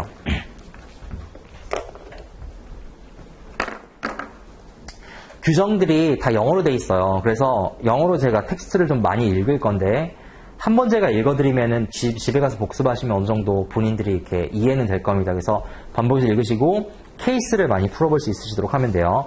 어쨌든 지금 제가 다 설명드렸던 내용들이요. 6페이지 갈게요. Members and candidates must understand and comply with all applicable laws, rules, and regulations. 반드시 이해하고 따라야 돼요. 나한테 적용이 되는 모든 법규를, including the CFA Institute Code of Ethics and Standards of Professional Conduct. CFA 협회 규정도 포함을 해서 잘 알고였었어요, 지금. 두 번째, of any government regulatory organization, licensing agency, 자격증, professional association, 전문가 협회, governing their professional activities, 나의 전문가적인 행위를 규정하는 모든 집단들의 법규는 다 지켜주는 거예요. In the event of conflict, 만약에 이해상충 관계가 발생할 때는 members must comply with a more strict law, rule, or regulation. 그 중에서 가장 엄격한 법규나 규정이나 규범을 따르면 돼요. Members and candidates must not knowingly participate. 내가 알면서도 참여하거나 알면서도 도우면 안 돼요. Must dissociate 이거죠. 세 번째 위반시 dissociate 하는 절차예요. 알면서도 따르거나 알면서도 참여하거나 그런 것들 안 된다고요. 세 번째 절차 배운 거예요. 자 밑에 가볼게요. 6페이지 가이던스에 보시면 코드랑 스탠다드 vs local law라고 돼 있죠. 자 이거 잘 지키고에 대한 건데 한번 봅시다. 만약에 local law라는 거는 그 현지법을 얘기를 해요. 베트남 현지법. 그 베트남법이랑 한국법이랑 이해상충관계가 발생해요. 뭐 따라야 돼요? 엄격한 법. 코드랑 스탠다드보다 위에 있는 것 중에서 엄격한 법. 그것 따르는 거라고요. 볼게요. Member must know the laws and regulations relating to their professional activities in all countries in which they conduct business. 내가 사업을 하는 그 모든 나라에 적용되는 법규 다 지켜주는 거야. Members must comply with applicable law or regulations relating to their professional activity. 반드시 따라야 되고 Do not violate code or standards. 자, 위반하지 말래요. 뭐를 위반하지 말아야 되냐면 Even if the activity is otherwise legal. The activity, 그 행위 자체가 otherwise legal, 합법일지라도 do not violate code or standards. 코드랑 스탠다드를 위반하지 말래요.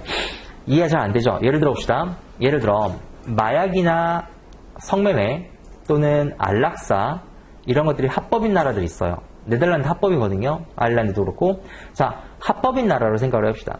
그 나라가 합법일지라도 우리나라에서 불법이거나 전문가로서 하지 말아야 되거나 그런 것도 하지 말라는 거예요. 여기 브라이브 예를 들어 그 나라에서 어느 정도 마약이나 아니면 예를 들어 뇌물 같은 게 통용이 되더라도 그게 코드랑 스탠다드에 위반이 된다면 하지 말라는 거예요. 자, 볼게요. Do not violate code or standards. 어쨌든 코드랑 스탠다드는 위반하지 마세요. Even if the activity is otherwise legal. 그 행위 자체가 합법일지라도 위반하지 말래요. 무슨 얘기예요? 코드랑 스탠다드를 베이스로 깔고 그거보다 엄격한 법규 지켜주라는 거예요.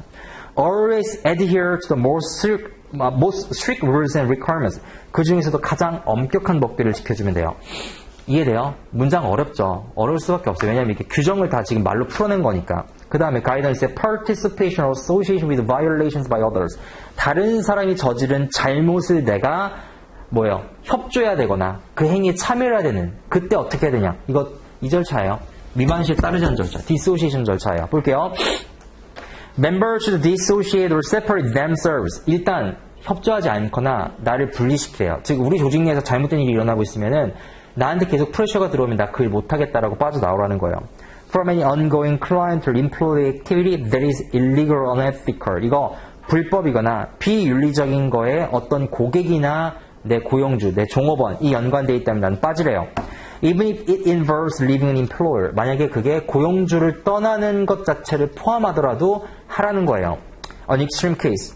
While a member may confront the individual first. 만약에 그 행위에 연관된 개인을 내가 먼저 맞닥뜨리게 되면 he must approach his supervisor, compliance departments. 자, 반드시 이거를 준법감시부서나 내 상사한테 신고하고 inaction with continued association. 만약에 내가 inaction, 아무런 행위도 하지 않게 되면 maybe construed knowing participation. 알면서도 참여한 것처럼 construed, 여겨질 수 있어요 라는 거예요. 자, 이게 뭐냐면 옛날에 윤일병 사건 기억나요? 남자들 많으니까 기억하겠네요. 윤일병이 군대에서 구타를 당해서 사망했어요.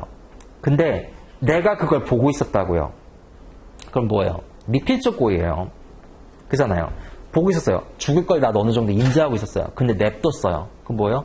나도 거기에 대해서 참여한 거랑 똑같은 책임이 있다고요. 거기 있잖아요.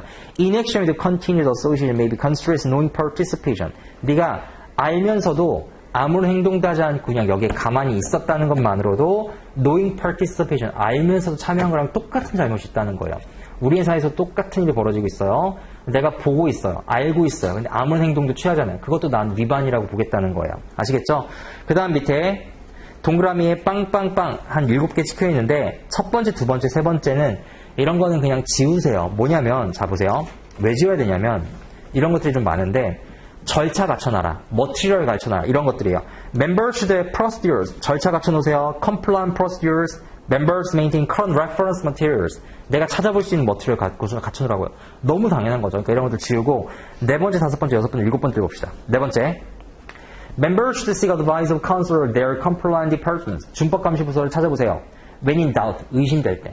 그러니까 의심되면 제일 먼저 뭐 하는 거냐면 준법감시부서 찾아보는 거예요. 의심될 때는. 안 찾아보면 안 돼요. 그럼 나도 participation으로 construe 되는 거예요. 그 다음 두 번째, compliant procedures. 죄송합니다. 그 다음 네 번째, 다섯 번째, members should document any violations when they, 자, 문서하래요. When they dissociate themselves from prohibited activity. 내가 불법적인 행위에 연관이 되고, 그 다음에 encourage their employers to bring an end to such an activity. 내가 이런 행위들에 dissociate 해야 될 때, 나를 분리시켜야 될 때, 그 다음에 내가 이런 것들을 중단하도록 만들어야 된다는 거죠. 해석됐나요? 다시 할게요. Members should document any violation. 반드시 문서로 남겨놓으래요. 왜? 여러분들을 보호하기 위해서. When they dissociate themselves from prohibited activity. 금지된 행위에 내가 dissociate를 해야 될 때. 그 다음 encourage their employers to bring an end to such an activity. 그런 행위들을 중단하도록 노력해야 된대요. 옛날에 우리나라 그러니까 예를 들어 정권 바뀔 때마다 이제 전 정권 한 번씩 털잖아요. 그럼 이제 전 정권에서 했었던 뭐 공과사를 평가를 하는데 이제 해외 투자를 많이 한 적이 있었어요. 근데 그 해외 투자를 많이 하는 투자위원회가 열리는데 그 투자위원회에서 투자위원들이 하는 얘기를 다 녹음을 하거든요. 나중에 증거자료를 남기기 위해서. 근데 이제 투자를 안 한다고 이 결론이 나요. 근데 갑자기 정회한다고 하고 10분 내에 정회가 끝난 다음에 갑자기 투자를 해야 된다로 방향이 바뀌어요. 그래서 나중에 유튜브 찾아보면 녹음한 게 있거든요. 나는 여기에 대해 참여를 못하고 난 여기에 대해 동의 못하겠으니까 내가 얘기하는 거를 녹음에다가 똑바로 남기라고 하는 얘기가 있거든요. 그러니까 내가 동의를 못하면 증거자료를 남겨놔야지 내가 나중에 빠져나올 수가 있다고요. 그 내용이 지금 여기 있는 거예요. 그 다음 마지막 동그라미 Members strongly encourage 죄송합니다. 그 밑에 두 번째 동그라미 읽을게요. 하나, 둘, 셋, 넷, 다섯, 여섯 번째. There is no requirements under the standards to report violations to governmental authorities. 자, 내가 정부 기관에, 이거 외부 보고 얘기하는 거예요. 내가 회사 안에 보고 안 하면 누구한테 보고하겠어요? 경찰이나 검찰, 정부 기관일 거 아니에요. 그죠? governmental authority한테 reporting을 해야 되는 no requirements, 의무는 없는 거예요. 그러니까 외부 보고는 반드시 하는 건 아니에요. 그런데 but this may be advisable in some circumstances. 이러한 것들은 특정한 상황에서 요구되어질 수 있어요. 언제? 법규에서 요구될 때. and required by law. 법규에서 요구될 때. 또는 아까 얘기했던 CF 협회에서 요구할 때. 또는 클라이언트가 허락해준 범위 내에서. 그럴 때는 외부로 보고를 할 수 있고요. 그 다음 동그라미. Members are strongly encouraged to report other members' violations. 내가 다른 사람의 violation을 보고하도록 encourage 된다는 거 당연한 얘기죠. 자, 나머지 것들 한번 가볍게 읽어보시고요. example 1번으로 넘어갈게요. 자, 이렇게 example 1번까지 풀어야지 끝나요. example 1번 마이클 앨런. 자, 저 문제 풀 때 어떻게 푸냐면요.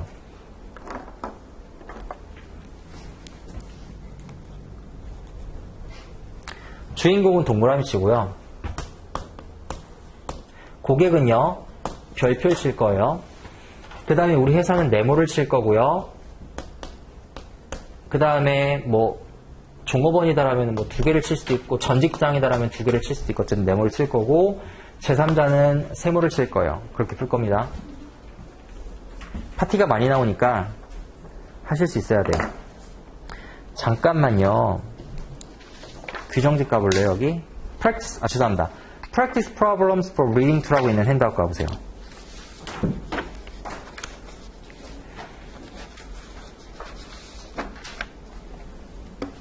거기 가시면 213페이지 가보세요. 문제가 이렇게 나올 거예요. 213페이지에 있는 CVG is a Regional Investment Firm이라고 돼 있죠? 네. 아이템 세트 문제가 이렇게 지문 쭉, 수능 보시면 언어 영역 요즘 이렇게 나오나요? 네. 그래서 지문 쭉 나오고 문제 1, 2, 3, 4, 5, 6. 213페이지. 다들 못 찾고 있는데. 여기 Practice Problems Reading 2라고 되어 있는 144페이지로 시작하는 그 문제 213페이지를 가시면요. 문제가 이렇게 나올 거예요. 근데 다행인 거는 너무 걱정하지 말고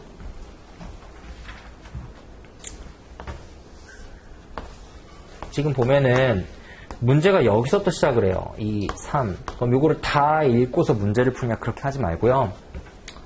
이 문제를 읽어요. 그리고 한 요 정도 읽으면 퀘스천 1번이 풀려요. 그리고 문제 2번을 읽어요. 그리고 한 요 정도 읽으면 퀘스천 2번이 풀려요. 문제가 그렇게 나와 있어요. 그래서 항상 이렇게 문제 보고 요 순서대로 가게 되어 있습니다. 그럼 여기에 이제 퀘스천 6번 지문이 있겠죠. 그래서 걱정하실 필요는 없어요. 지문이 이렇게 길 뿐이지 문제는 사실은 그렇게 시퀀셜하게 순서적으로 나옵니다. 어쨌든 다시 스웨저로 오셔가지고요. 수준은 레벨 2 기준으로 해서는 스웨저 정도만 푸셔도 저는 충분하다고 생각을 해요. 문제는 제가 많이 풀어드릴게요. 1번 볼게요.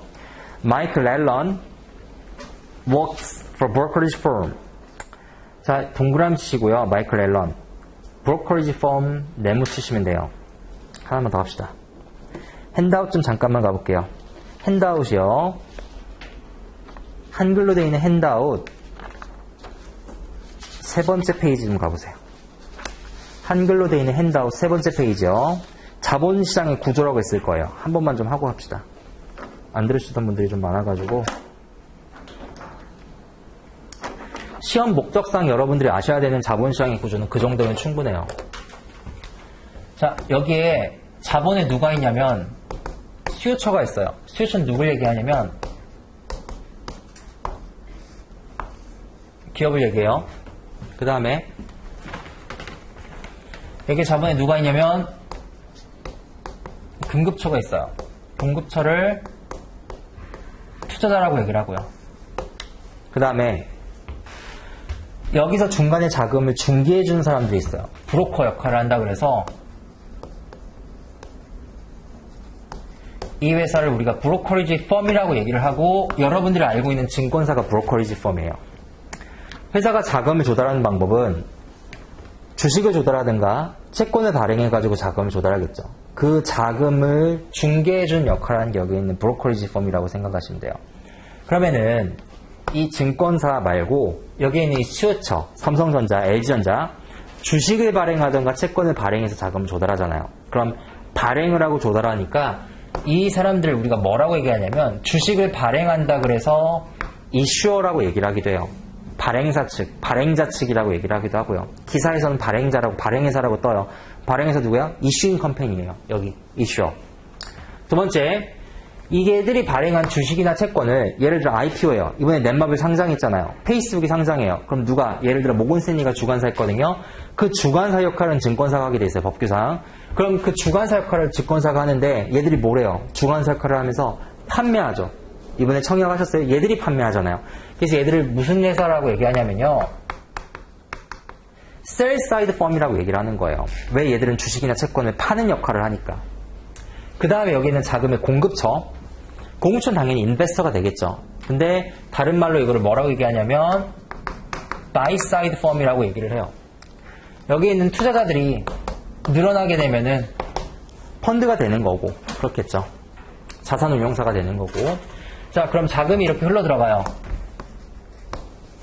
그런데 증권사를 나눠보게 되면 증권사에 여러 구조가 있단 말이에요.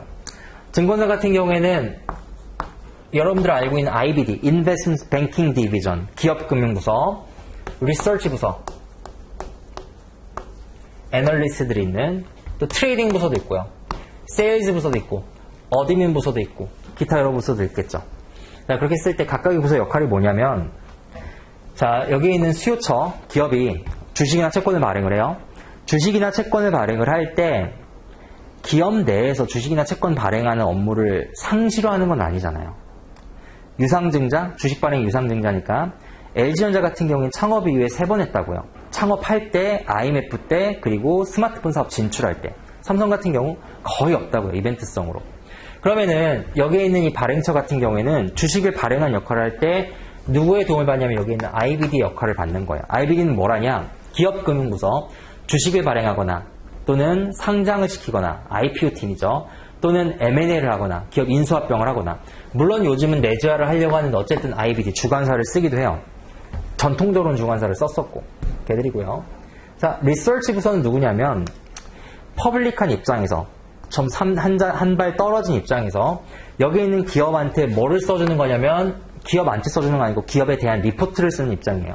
자, 기업에 대한 기업 분석 보고서, 주식 리포트를 쓰면 얼마 전에 셀트론 리포트를 JP모건이 냈다가 셀트론 주가 빠진 거 혹시 들어보셨어요? 자, 리포트를 해요. 그 리포트를 누구한테 보여주는 거면 여기 바이사이드한테, 그래서 셀사이드 펌이라고 얘기를 하기도 해요. 두 가지 의미 갖고 있어요.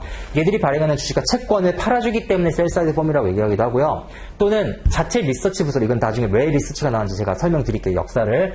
리서치를 누구한테, 얘에 대해서 리서치를 쓴 거를 바이사이드한테 팔아가지고 거기에 대해서 뭐라는 거예요? 주식책을 수수료를 받겠죠. 그러면은 자, 이 리포트가 마음에 들면 바이사이드 펌이 여기에 있는 증권사를 통해서 뭘 하냐면 주식이나 채권을 거래를 한다고요. 그럼 그때 발생하는 거래 수수료를 뭐라고 하냐면 중개 수수료라고 하겠죠. 그걸 우리가 브로커리지 피라고 얘기하는 거예요.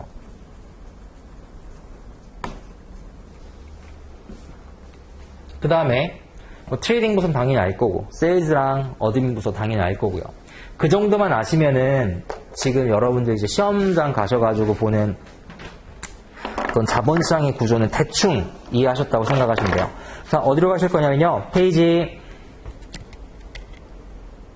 7페이지 갈게요. Michael Allen works for a brokerage firm and is responsible for an underwriting of securities. 자, 마이클 앨런이요. 증권사에서 일하고 있어요. 마이클 앨런 동그라미, brokerage firm, 네모, is responsible for an underwriting of securities. 주식을 발행하는 역할을 하고 있어요. 주식 발행하니까 어느 팀이에요? IPO 팀이겠죠. A company officer gives Allen information. company officer가 앨런에게, 동그라미에게 정보를 줬는데 indicating that the financial statements Allen filed with the regulator.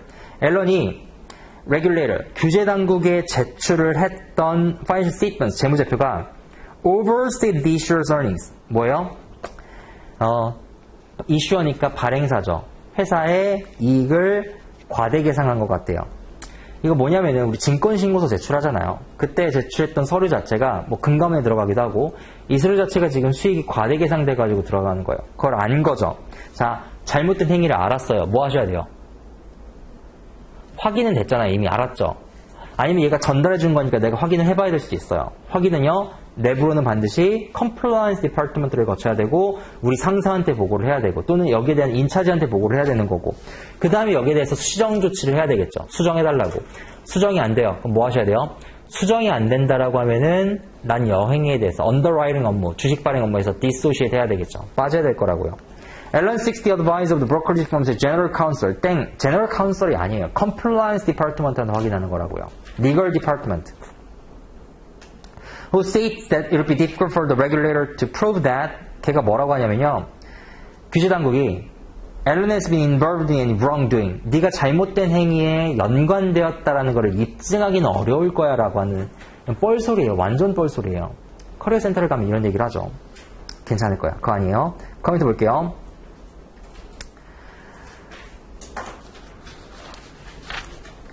코멘트 세 번째 줄. 마침 PD부터 Allen should report this situation to his supervisor. 보고해야 돼요. Seek an independent legal opinion and determine whether the regulator should be notified of error. 규제당국이 이 에러에 대해서 알아야 되는지 모르는지에 대해서 결정하래. 판단하래. 뭐예요? 외부 보고를 해야 되는지 안 하는지를 결정하는 거예요. 자죠. 아까 우리 내용 배웠던 걸 잠깐 돌아봅시다. 보고는요. 내부 보고는 반드시 하는 거고 외부 보고는 언제 하는 거예요? 내부 보고는 반드시 하고 외부 보고는 법규에서 요구할 때 하는 거라고. 그럼 법규를 확인해 봐야 될 거 아니에요. 지금 만역줄이 그 얘기를 담고 있는 거예요. 법규 확인해 보는 절차. 그 다음에 example 2번 갈게요. 카시마 워싱턴 동그라미 걔네 firm 회사네요. advertises his past performance 과거 성과를 홍보하는데 record by showing the 10-year return 10년치 성과를 보여주고 있어요. of a composite of its client accounts. 컴포짓 기억나요? 컴포짓은 뭐냐면 투자 성과를 보여주는 기본 단위예요. 깁스에서 배웠어요. 컴포짓은 투자 성과를 보여주는 기본 단위라고 생각하시면 돼요. 이건 나중에 조금 더 설명드릴게요. 시간이 되면.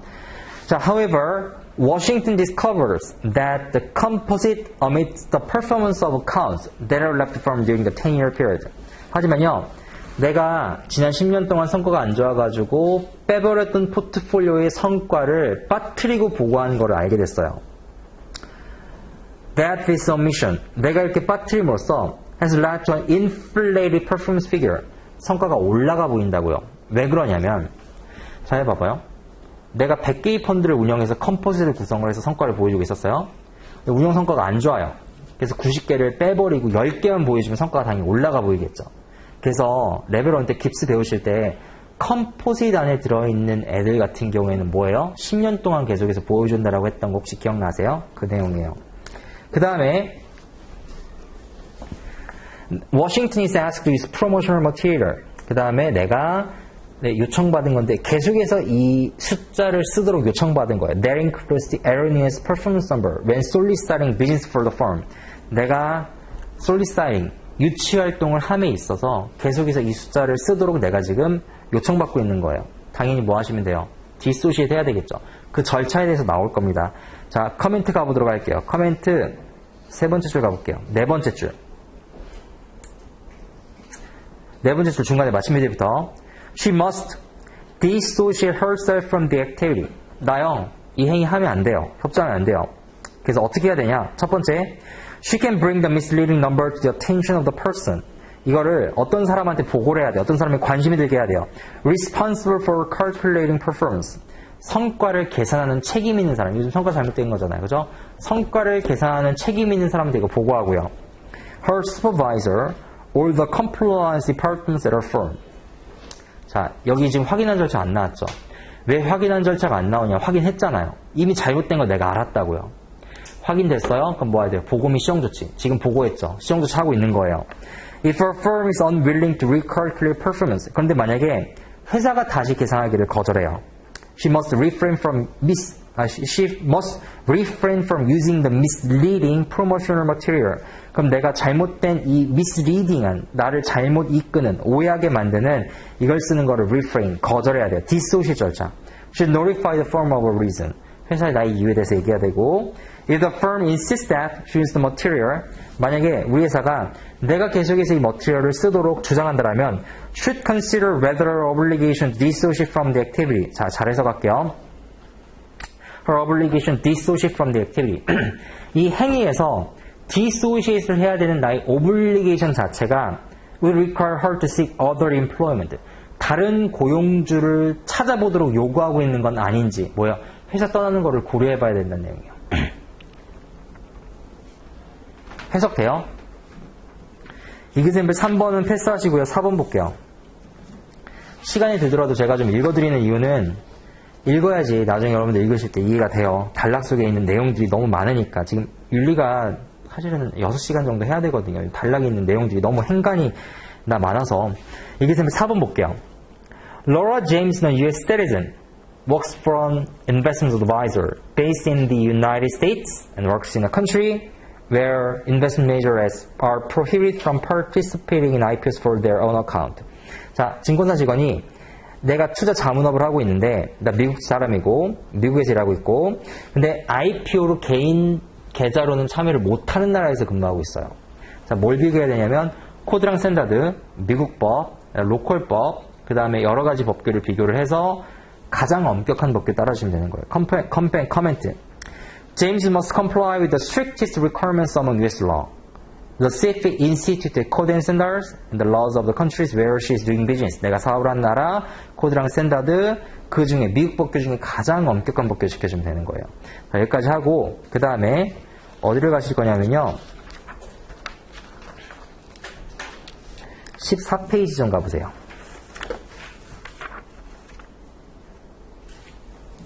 14페이지 1번 문제 보도록 하겠습니다.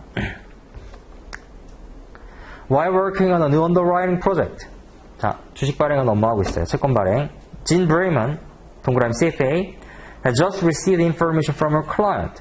고객으로부터 정보를 받았는데, the leads her to believe that 내가 어떻게 하도록 믿게 만들었냐면요. Forms the financial statements in the registration sequence. 자, 주식 발행하면 주식 발행서 쓸 거 아니에요. 발행 설명서, 또는 발행 신청서. 거기에 들어가 있는 재무제표가 overstate the firm's financial position. 우리 회사의 재무상태표를 과대 계상한 것 같다라고 나를 믿게 만드는 어떤 receive 정보를 받았어요. 뭐 하셔야 돼요? 확인. 그 다음 보고, 그 다음 액션. 자, 첫 번째, report or finding to the appropriate government regulatory authority. 바로 규제 당국에 신고한대요. 바로 신고하는 거 아니에요. 확인하고 신고하는 거고 내부 보고가 먼저예요. 그리고 확인했을 때 법규에서 요구를 해야 돼요. 두 번째, immediately dissociate herself from the underwriting in writing to the client. 자, 즉각적으로 내가 이 underwriting 프로젝트에서 빠지래요. 아니죠. 아직 확인 안 됐어요. 내가 believe하고 있는 거예요. C번, seek advice from her client, firm's compliance departments as to the appropriate action to take. 자, 우리 준법감시부서에 확인해서 내가 어떻게 해야 될까를 자문했대요. 맞죠? 이렇게 하셔야 됩니다. 2번 볼게요. Taron John CFA is an outside director for Valley Manufacturing. The Valley Manufacturing outside director이라고 있고요. Directors meeting, 의사회에서 Jones finds out that Valley Corporation has made several contributions to foreign politicians. 저 외국에 있는 정치인한테 기부금을 내고 있는데 that she suspects were illegal. 내가 생각하기엔 이거 불법적인 행위 같아요. Jones checks with her firm's legal counsel and determines that. 자, 내가요 우리 회사의 준법감시부서로 확인도 했고, 자, 그럼 보고 미션도 이제 확인했죠. Determines that the contributions were indeed illegal. 이거 정말로 illegal, 불법인 것 같대요. 그럼 확인된 거예요. 그럼 보고 미션도 해야 되겠죠. At the next board meeting, 다음 이사회에서 Jones urges the board to disclose the contribution. 이거를 공시를 해야 되지 않겠냐라고 내가 촉구했어요. 그런데 the board votes not to make a disclosure. 하지만 우리 이사회에서 이거를 공시하지 않기로 결정을 했습니다. 그럴 때 Jones most appropriate action would be to. 내가 이때 취해야 될 가장 적절한 액션은, 자, 보고 미션조차도 했어요. 이사회한테. 안 먹혔어요. 그럼 더 높은 단에 보고를 하던가 아니면 외부로 보고할 수 있는지를 찾아보던가 아니면 시정 조치를 하던가 아니면 회사 떠나는 걸 고려하는 거예요. A1. Protest the board action in writing to the executive officer of Valley. 이게 이미 한 거거든요. 그 다음 두 번째. Resign. 이거 A번 틀렸다는 게 아니에요. B번 볼게요. Resign from the board and seek legal counsel as to legal disclosure requirements. 일단 내가 지금 BOD 멤버잖아요. 근데 내가 BOD 멤버에서 지금 건의를 했는데도 불구하고 BOD에서 이걸 묻은 거잖아요. 그럼 그 위에 보고를 하던가 A번 또는 B번처럼 BOD를 그만두던가 또는 내가 리걸리하게 디스클로저에 대한 오블리게이션이 있는지를 찾아보라고요. C번 inform a supervisor of the discovery. 내가 사회이사인데 누구한테 보고를 해요? C번 아니죠. 그래서 most likely를 찾는 거라서 B번이 정답이 되는 거예요. A번, C번은 이미 했잖아요. 그래서 B번이 정답이 되는 거예요. 문제 이렇게 나면 어렵죠. 그 다음에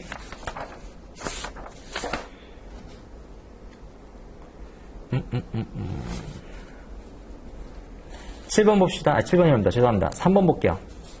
Which of the following statements is least likely correct? 다음 중에서 틀린 거 올라옵시다. A번 Can participate or assist in violation simply by having knowledge. 내가 단순히 알므로써 위반이 될 수 있대요. Of the violation or not taking action to stop it. 내가 알면서도 그거를 중단하기 위해서 아무런 행동을 하지 않았다는 것만으로도 위반이 될 수 있대요. 맞는 얘기고요. B번 is held responsible for participating in illegal acts. 불법적인 행위에 참여한 것과 같은 책임이 있대요. In instances, 어떤 경우에냐면 where violation of the law, 불법적인 행위에 가담했다는 거, 그 위반 is evident to, 너무나 명백해요. To those who know or should know the law. 자, 이 불법적인 행위라는 거를 아는 것이 너무나 명백했던 그 사람 또는 should know the law, 그 위반이라는 거를, 법규라는 거를 알고 있었어야만 하는 사람, 그게 너무나 명백한 사람은 이거 위반이래요. 맞아요? 맞는 얘기죠. 다시 해석할게요. 그 위반이 너무나 명백한데 to those who know, 그거를 알고 있었음이 너무나 명백한 사람 또는 should know the law, 그 법규를 알고 있었어야만 하는 사람, 그게 너무나 명백한 사람들은 이것도 위반이래요. 뭔지 알죠? 내가 어느 정도 위치에 있어요. 그럼 당연히 알아야 된다고요. 지위계통상에 있으면은. 근데 그게 아는 게 너무나 명백한 사람 또는 그거를 알고 있었어야만 한 사람, 이거 근무태만이죠. B번도 맞는 얘기예요. C번 must refer evidence of legal violation. 반드시 법적인 위반 사항에 대한 증거물을 제출해야 돼. To the appropriate governmental regulatory organization. 그렇죠. 외부를 보고해. 그래서 least likely니까 C번은 외부를 보고 반드시 하는 거 아니라고 했었잖아요. 그죠? must report잖아요. 그죠? 그러니까 이거는 만약에 may report하고 조동사가 나왔으면 맞는 문장이 될 거예요. 그러니까 문장이 예를 들어 외부의 보고를 반드시 하라고 지금 나온 거잖아요. 외부의 보고는 법규 적용할 때 할 수 있다고요. 그러니까 이거는 7번은 C번이 least likely, 3번은 C번이 3번은 C번이 네, 가장 위반이 되는 거고요. 그 다음에 나머지는 다른 문제예요. 4번부터는 1B에 대한 문제고요. 여기까지 해서 내용 정리했고요. 그 다음에 나중에 이제 집에 가셔가지고 복습하실 때 여기 practice problems for reading to 문제가 있어요. 이거를 제가 번호를 좀 말씀을 드릴게요. 풀어보세요. 1A에 해당되는 문제가 18번입니다. 한 문제만 풀어보세요. 18번. 쉬는 시간에 풀어보셔도 되고요.